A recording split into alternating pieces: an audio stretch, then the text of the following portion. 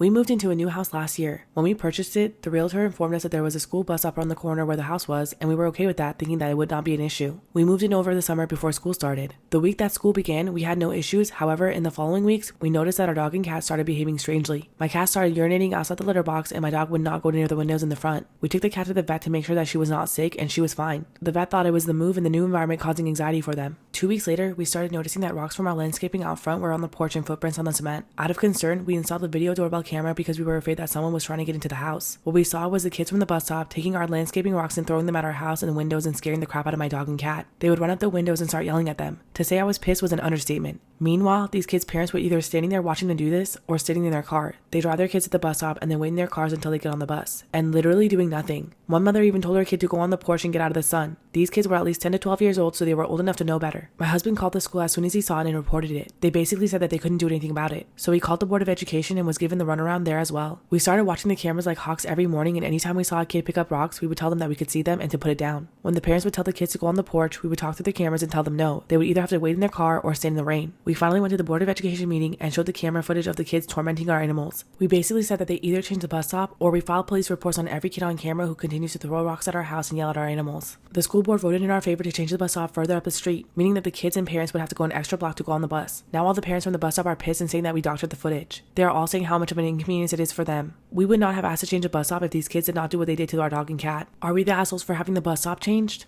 Story time about when I embarrassed myself during a job interview. I had a job interview with the CEO in person despite COVID. I was super nervous as per usual, maybe even more than usual because I really wanted this job. I tried to calm myself down, but by the time the interviewer showed up, I could literally feel my heartbeat in my throat. He was 50-ish and walked down the stairs towards me in his nice suit but stopped halfway down. I figured the interview would take place upstairs, so I got up to meet him. And as I was walking up the stairs towards him, he put his arm up and his elbow out. And my brain just sort of went, error. I suppose it could have only meant two things. It could have meant A, please take my arm, milady, so I can escort you to the room as if we're strolling down the promenade together. Or B, please give me an elbow bump since we can't shake hands. Which is really not an uncommon gesture at all in the Netherlands. So what do? Yes, I went with option A and I eagerly locked arms with a strange man that I had never met in my life before, as if saying, yes, good sir, let's go for that stroll. And then we just stood there, arm in arm, halfway up the stairs, sheepishly staring at each other. I wanted the earth to swallow me whole. I just didn't know what to do next, and I don't think he'd fully understood what happened, so neither of us moved. When he finally gathered his senses, he said, I meant to give you an elbow bump, after which I quickly put as much distance between us as I could and mumbled, right, yes, that makes much more sense. Because it did,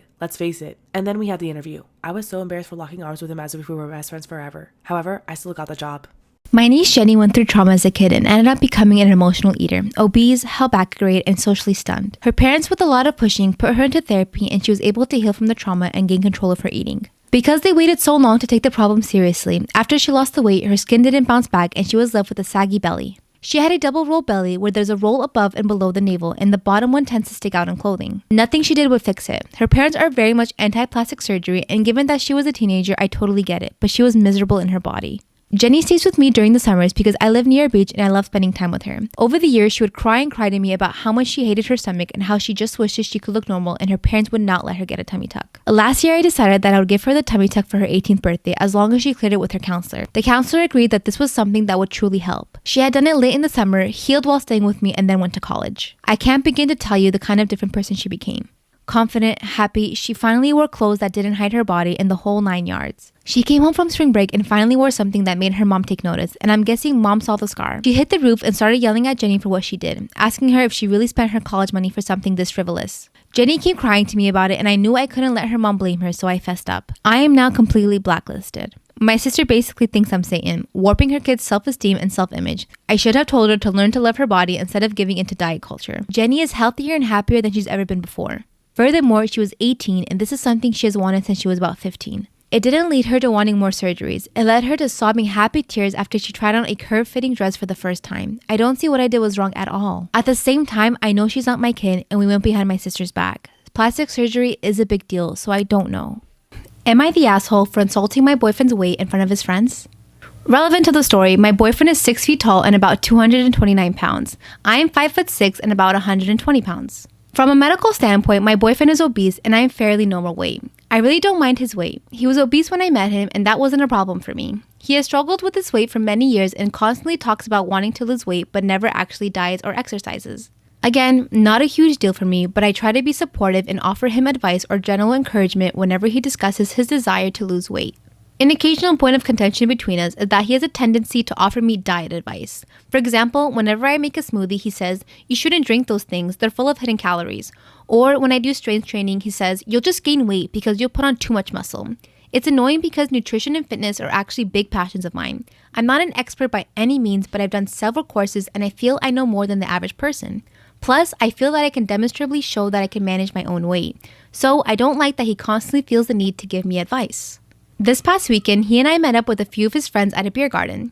At some point, the guys were talking about their experiences with online dating. My boyfriend said that he'd used Tinder prior to meeting me, but then he deleted it because there were too many desperate fat chicks. He said this in such a disgusted, dismissive way that I genuinely saw red for a second and just blurted out, "Seriously, you're going to criticize fat chicks?" There was a really long, awkward pause, and then one of his friends made a joke and the conversation sort of moved on. But my boyfriend didn't speak to me for the rest of the evening. He texted me the next day and to say that it was incredibly rude and disrespectful to comment on his weight, especially in front of his friends. He says he thinks he wants a few days away from me to decide whether or not he can forgive me. I agree it was rude of me to call him out in front of his friends, but I also think what he said was obnoxious and borderline sexist. I've apologized to him, but I'm not sure if I'm genuinely the asshole here. So, am I the asshole? One summer, I got invited to an extended family reunion at the park, and when I showed up, there was an aunt who I hadn't seen in a really long time, and she ran up to me and gave me a huge hug and put her hands on my shoulders, and then she said, "I am so sorry that I did not make it to your French horn recital." And I was like, "That is okay, because I don't play the French horn." And she went, You don't play the French horn? I missed your French horn recital." And I said, "No, you're thinking of the red-headed nieces and nephews you have. Those are the musically talented ones. The blonde ones all got into mediocre colleges and cry a lot." And then I walked up to my cousin's new wife, who was just sitting there all defenseless with no buffer or anything. And for some reason, I said, "We're so glad you're in the family now. We're hoping you help even out some of the crazy."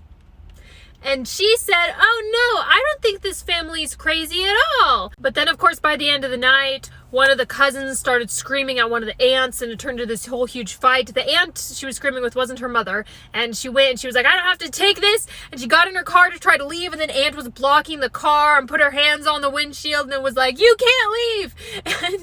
And then cousin's like backing, she's like trying to wiggle the car out without killing said aunt, and then she escapes, and aunt jumps into her car to do a car chase and chase the cousin because she had decided the fight wasn't over. And I was still sitting next to my cousin's wife when this happened, so she leaned over to me and she said, maybe your family's just like a tiny bit crazy." And then I decided to get into my car to leave, and everybody said, "Oh, leaving so soon?" And I was like, I checked all the boxes for coming to a family reunion. I got free food, check. I got a free show, check. I disappointed the family by not being a music prodigy, check. Am I the asshole for threatening to kick my brother out over his lifestyle choices? He's a nudist. Recently, my 27 female brother, 23 male, lost his job and couldn't afford rent. I decided to let him stay at my apartment rent-free until he got another. I'm able to support 2 people, and we have a great relationship, and he agreed to do half of the chores and the cooking. He cooks pretty well, so I thought it was a great deal. Well, yesterday when I came home from my job, I had the surprise to see my brother naked on my couch, watching the TV. I froze a bit out of shock, then asked him what the hell he was doing sitting on my couch naked. He then tried to explain himself, but I told him to put clothes on and then we would talk later.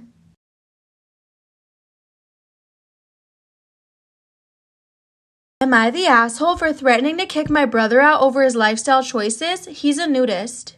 Once he got dressed, he told me that he was a nudist and that he preferred not to wear clothes because it was healthier and more natural. I told him I didn't have a problem with him being a nudist, it's just that I didn't want to see him naked in my own home. I explained that he's my brother and I don't feel comfortable seeing his private parts and all that, even if he doesn't see nudity as sexual, because I did. He answered that he wouldn't put clothes on when he was home and that it was tiring enough having to be dressed in public. I said if he wanted to be naked at home, he needs to find his own place. Make a decision, wear clothes here or he had to get out. Today he mostly ignored me and was clothed, thankfully, and I feel guilty.